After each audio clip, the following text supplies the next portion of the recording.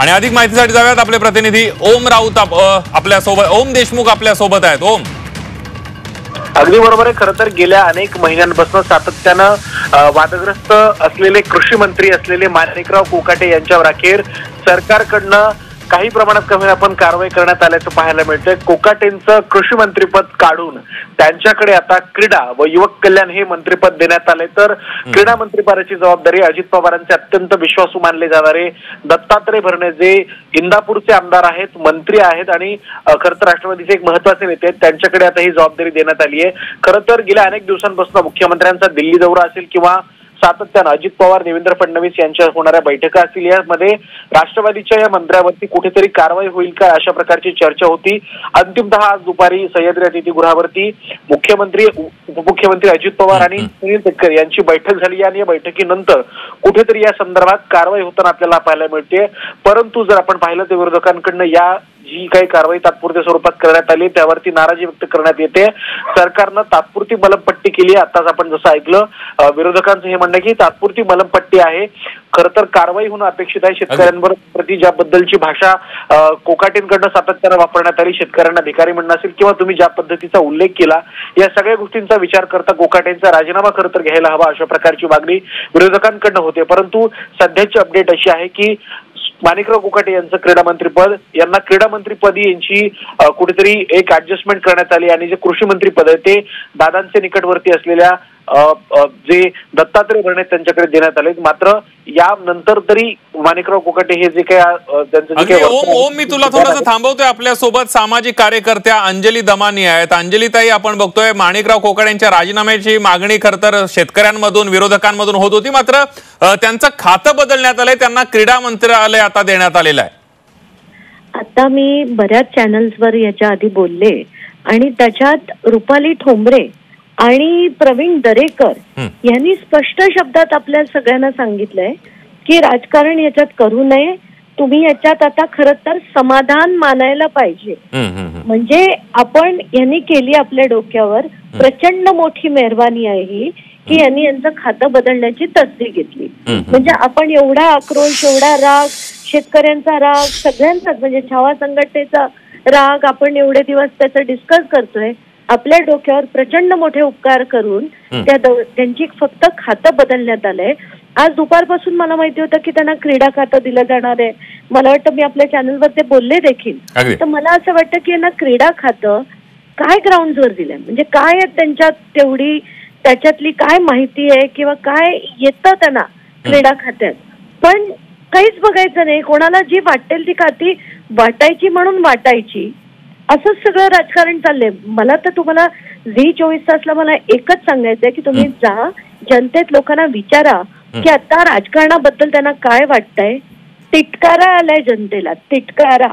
आता बघवत नाहीये राजकारण आणि परत परत आपण तेच बोलतोय, त्याचाही आता मला कंटाळा आलाय।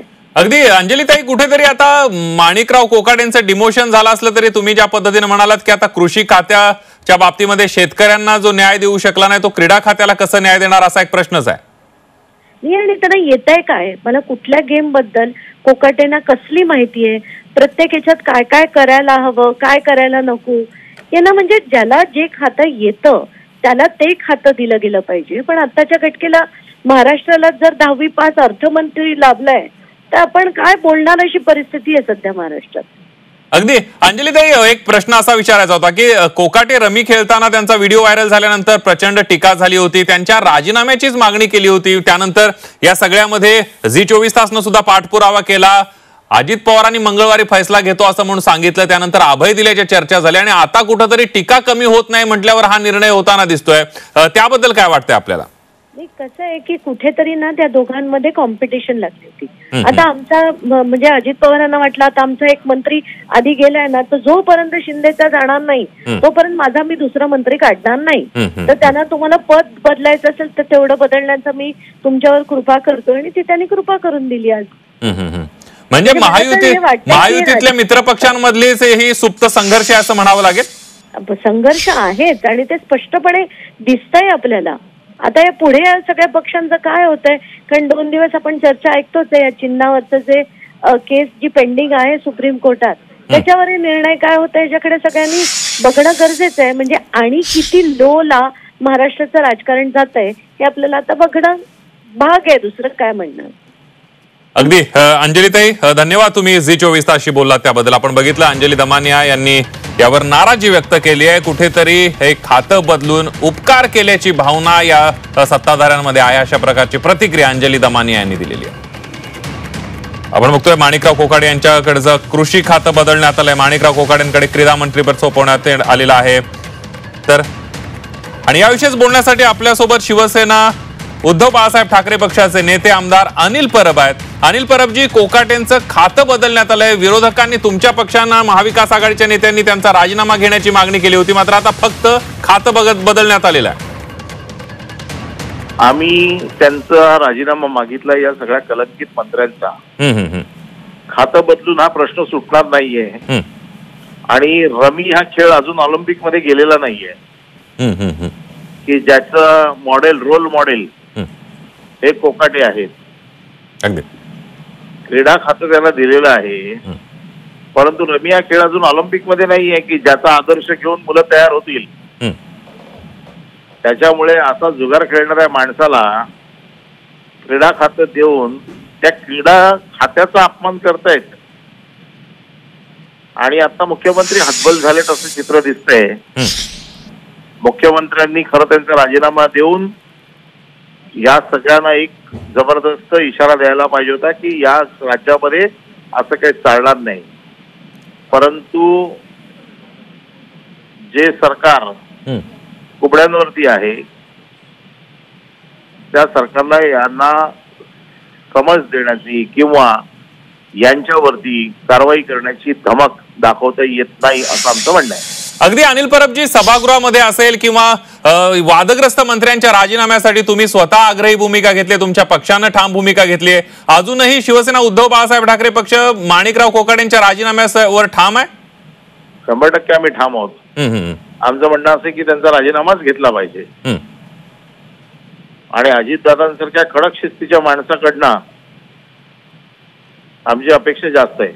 अगदी अनिल परबजी, या सगळ्यामध्ये कुठेतरी राष्ट्रवादीनं शिंदेच्या शिवसेनेच्या मंत्र्यांवर आधी कारवाई करावी, तरच राष्ट्रवादीवर कारवाई केली जाईल, आमच्या मंत्र्यांचा राजीनामा घेऊ, असा एक सुप्त संघर्ष झाल्याची माहिती सुद्धा सूत्रांकडून मिळत होती. या संदर्भात हे सगळे एकमेकावरती ज्यांच्या अंगावरती चिखल पडलाय ते एकमेकाचा चिखल दाखवत आहेत.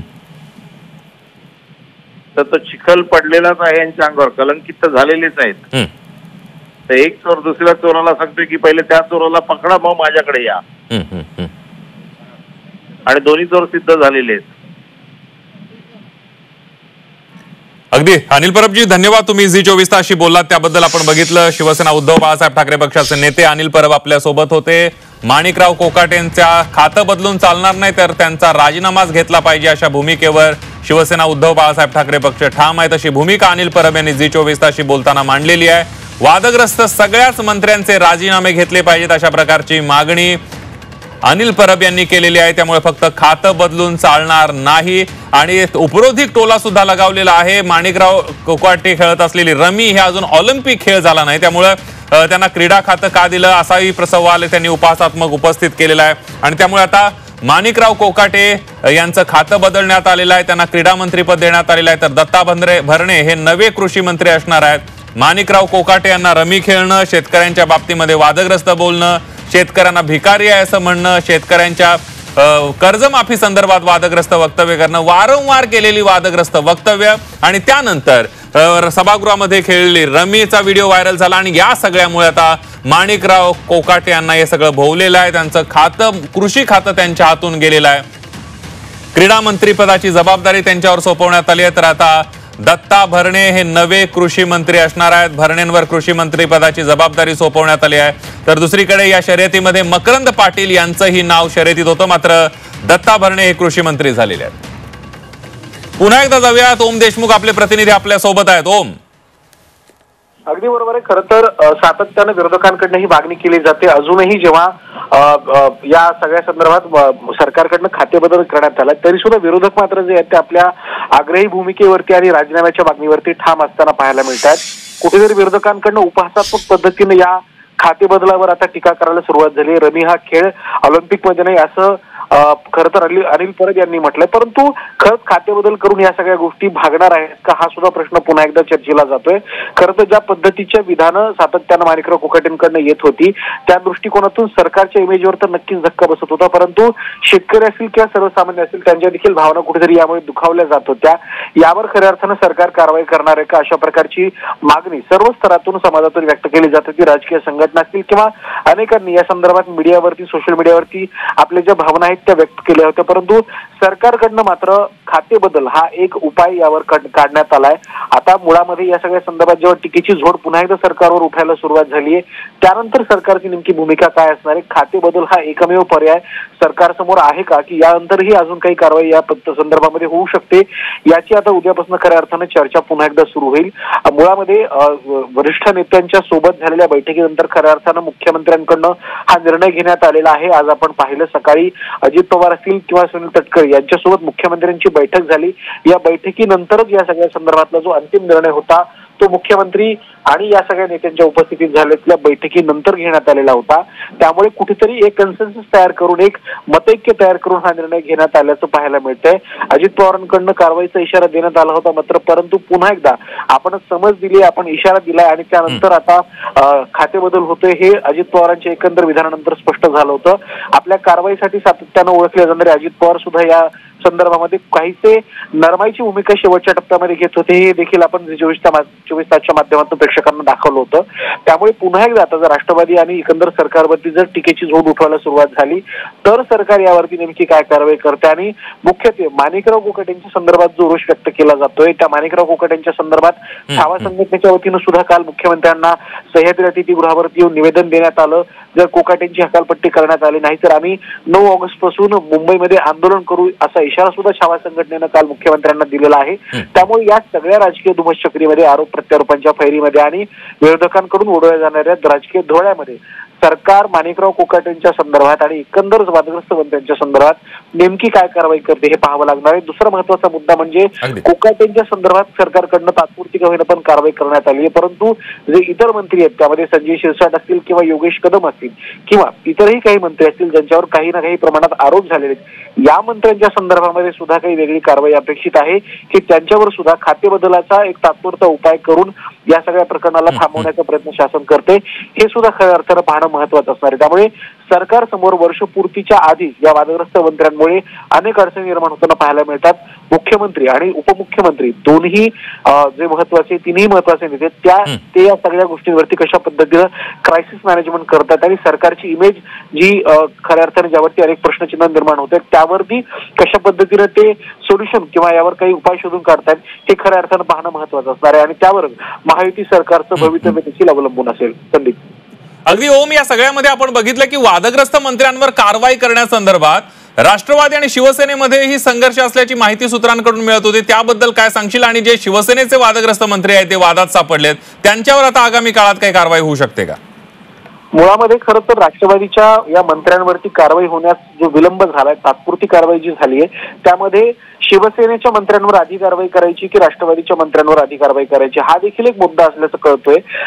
परवा खरं तर राज्य मंत्रिमंडळाची बैठक पार पडली आणि या बैठकीमध्ये सुद्धा शिवसेना मंत्र्यांच्या संदर्भात जी काही वादग्रस्त प्रकरणं घडली त्याचा देखील उल्लेख राष्ट्रवादीच्या काही वरिष्ठ मंत्र्यांनी केल्याचं कळतंय.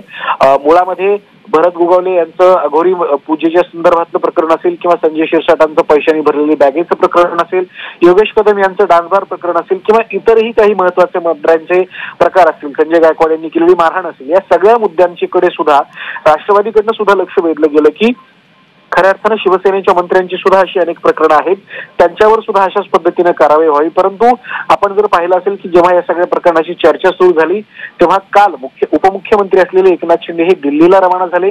माफ करा परवा ते दिल्लीला रवाना झाले. त्यांनी काल दिल्लीमध्ये काही वरिष्ठ नेत्यांच्या भेटीगाठी सुद्धा केल्या. त्यामुळे कुठेतरी शिवसेना मंत्र्यांवर कारवाई होणार की नाही हा संदेह निर्माण झाला होता यावर प्रश्नचिन्ह निर्माण झालं होतं.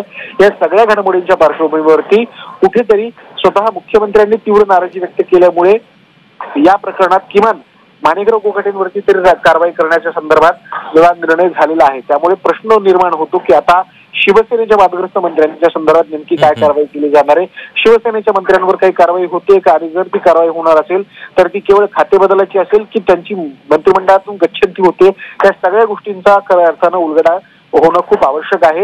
विरोधकांकडनं याबद्दल आरोप केले जातात. आणि दुसरा महत्वाचा मुद्दा, ज्या पद्धतीनं विरोधकांकडनं शिवसेनेच्या शिंदे सेनेच्या मंत्र्यांना टार्गेट केलं जातंय किंवा ज्या पद्धतीचे आरोप होत आहेत, त्यातून सुद्धा अनेक प्रकारच्या राजकीय चर्चा राजकीय वर्तुळामध्ये आता खरं तर ऐकायला मिळतात. त्यामुळे शिवसेनेच्या मंत्र्यांच्या संदर्भात नेमका काय निर्णय होतोय हे देखील पाहणं खऱ्या अर्थानं महत्वाचं असणार आहे. अगदी ओम, या सगळ्यामध्ये आपण बघितलं तर मागच्या काय एकनाथ शिंदेचा अचानक दिल्ली दौरा, त्यानंतर मुख्यमंत्र्यांच्या मुंबईतल्या सातत्यानं होत असलेल्या मागच्या 2 दिवसांमधल्या भेटीगाठी बघितलं तर वादग्रस्त मंत्र्यांबद्दल एक महत्वाचा निर्णय घेतला जाईल अशी शक्यता होती. झी24 तासनं ती बातमी सुद्धा दाखवली होती आणि कुठेतरी झी24 तासच्या बातमीवर शिक्कामोर्तब झाल्याचं पाहायला मिळालं.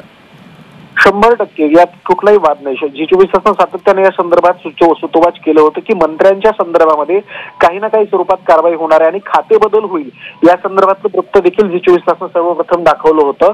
खाते बदल हा तात्पुरता इलाज असू शकतो, परंतु अगदी ओम, मी तुम्हाला थोडंसं थांबवतोय. राष्ट्रवादी काँग्रेसचे आमदार अमोल मिटकरी आपल्या सोबत आहेत. अमोल मिटकरी जी, आपण बघतोय माणिकराव कोकाटे यांच्या राजीनाम्याची मागणी करण्यात आलेली होती, मात्र त्यांचं खातं बदलण्यात आलेलं आहे. विरोधक अजूनही राजीनाम्याच्या मागणीवर ठाम आहेत. हा सर्वस्वी निर्णय राज्याच्या मुख्यमंत्र्यांचा असतो. राज्याचे मुख्यमंत्री आणि आमच्या पक्षाचे नेते आदरणीय अजितदादा या दोघांनी मिळून हा निर्णय घेतलेला आहे. त्यामुळे आम्ही पक्ष म्हणून त्या निर्णयाचा स्वीकार करतो. ठीक आहे, जनतेची भावना जी आहे ती लक्षात घेऊनच ते कृषी खातं बदललेलं आहे. पण एक गोष्ट मात्र तुम्हाला आवर्जून सांगावीशी वाटते की अद्यापही आता विधिमंडळाच्या परिसरातला तो रमी खेळण्याचा जो काही प्रकार घडलाय ते विधिमंडळामध्ये, त्या बाबतीत रोहित पवारांचा अपवाद जर रोहित पवारांनी जे ट्विट केलं किंवा अत्यंत शेलक्या शब्दांमध्ये टीका केली, त्याचा एकदा अहवाल येऊ द्या, रिपोर्ट येऊ द्या, त्याच्यानंतरच यावर बोलणं योग्य होईल. पण तुर्तास तरी जनभावनेचा आदर करून आदरणीय मुख्यमंत्र्यांनी जो निर्णय घेतलाय त्या निर्णयाचं आम्ही स्वागत करतो. पण मी एवढं मात्र नक्की सांगतो की कृषी मंत्री म्हणजे माजी कृषी मंत्री माणिकराव कोकाटे यांना जी काही क्रीडा मंत्रिपदाची जबाबदारी आता दिली गेलेली आहे ते त्या खात्याला न्याय देतील. आणि दत्तामामाकडे जर कृषी मंत्री आलं असेल, कृषी मंत्री पद आलं असेल, आलेलंच आहे, नोटिफिकेशन निघालेलं आहे, त्यामुळे त्या सुद्धा खात्याला न्याय मिळेल. अगदी अमोलजी असाही प्रश्न उपस्थित केला जातोय. काही वेळापूर्वी अंजली दमानी या सामाजिक कार्यकर्ते आपल्या सोबत होत्या, अनिल परब सुद्धा आपल्या सोबत होते. त्यांचं असं म्हणणं आहे की क्रीडा मंत्री पद हे माणिकराव कोकाटेंना काय क्रायटेरिया बघून देण्यात आलेला आहे? ज्या माणसानं कृषी खात्याला न्याय दिला नाही तो क्रीडा खात्याला न्याय कसा देणार, असा सवाल विरोधक करतायत. विरोधकांचा सवाल करणं किंवा त्यांना त्याच्यावर राजकारणच करायचं असेल तर करावं. मी तुम्हाला अगोदरही सांगितलंय की अनिल परब साहेब असतील किंवा दमानिया मॅडम असतील, अजूनही हे प्रूव्ह नाहीत करू शकले ना की ते रमी ऑनलाईन खेळत होते की तितक्या वेळ त्यांनी रमी खेळलंच का. हा ज्यावेळेस अहवाल येणार, अहवाल आल्यानंतर याच्यावर उत्तर देणार. अहवाल तर मुख्यमंत्री आणि उपमुख्यमंत्र्यांकडे सादर केला असा रोहित पवारांनी दावा केलाय. त्या दाव्यात कितपत मग ते बाहेर येऊ द्या ना. कारण हा जो प्रीमायसेस आहे ना, विधान भवनचा प्रीमायसेसचे सगळे अधिकार हे विधानसभा अध्यक्ष आणि विधान परिषदेच्या सभापतींना असतात. रमी खेळल्या गेली तो विधान परिषदेचं सभागृह आहे. मूळ प्रश्न असा उठतो की विधान परिषदेचे सभापती आणि विधानसभेच्या अध्यक्षांनी जर तो अहवाल त्यांच्याकडे आला असेल त्यावर काय निर्णय घेतला. अजून दमानिया ताईंना थोडा दम धरायला सांगा. अजूनही त्यामध्ये काही त्यांनी ती काय किती वेळ खेळले, किती तास खेळले, काय खेळले हा अहवाल येऊ देत. पण आत्ताच्या घडीला कोणाला कोणतं खातं द्यायचं हा अधिकार मुख्यमंत्र्यांना असतो ना घेण्याचा कॅबिनेटला. बाकी विरोधकांनी ते असा अमोल मिटकरीजी असा सवाल उपस्थित करतायत विरोधक की माणिकराव कोकाटेंना क्रीडा क्षेत्रासंदर्भात काय माहित आहे, असा साधा प्रश्न आहे त्यांचा. सर हे बघा, ज्यांना माहिती ही काय की शेवटी त्यांना जबाबदारी पक्षाने आपल्या कॅबिनेटने दिलेली आहे ना. माहिती असेल म्हणूनच दिलं असेल ना.